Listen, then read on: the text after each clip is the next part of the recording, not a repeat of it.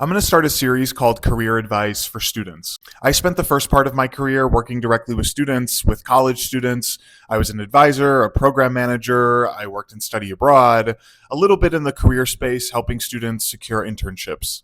I see a little bit of that kind of work in my current role in corporate and in tech, but not as much, obviously. My first piece of advice is to start a LinkedIn account if you haven't already. Start it yesterday. If you're looking to go into corporate, especially, having a LinkedIn is imperative. I mean, if you think about it, it's kind of like your digital resume. So if you're applying for a job in corporate, let's say, that's really where the hiring manager and or the recruiter are going to look first. And when you're building out your LinkedIn, make sure, number one, that your profile picture is an up-to-date photo of you. And your headline, which appears underneath your name, make sure that that makes it very clear what you're doing right now. So for example, that might be student at XYZ university or college.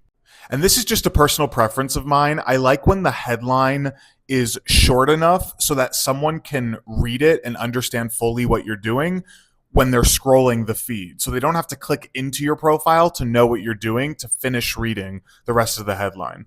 Make sure you put your work experience, even if it was part-time on campus. Make sure you put your volunteer experience. There is a volunteer section. Make sure you put any certifications or awards that you have. I believe you can upload like a digital badge or certification in the certification section. Make sure also your summary section or about me is concise, but also gets the message across of who you are in the workplace and the kind of work that you're interested in doing. Also, maybe what you're studying in college and how you think that might translate into what you do after college. And by the way, your major doesn't need to dictate what your career will be necessarily.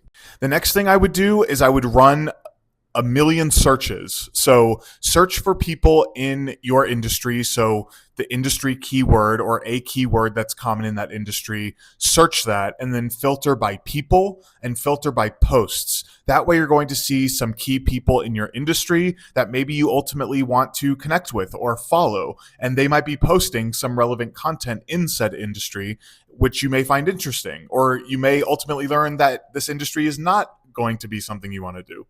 It's important to follow people in a particular line of work that you plan to do or want to do, even if you don't really know them, because LinkedIn allows you to just follow people, which I highly recommend doing before even directly connecting with them. That way, when you're following them, you can still keep up with their content and what they're sharing.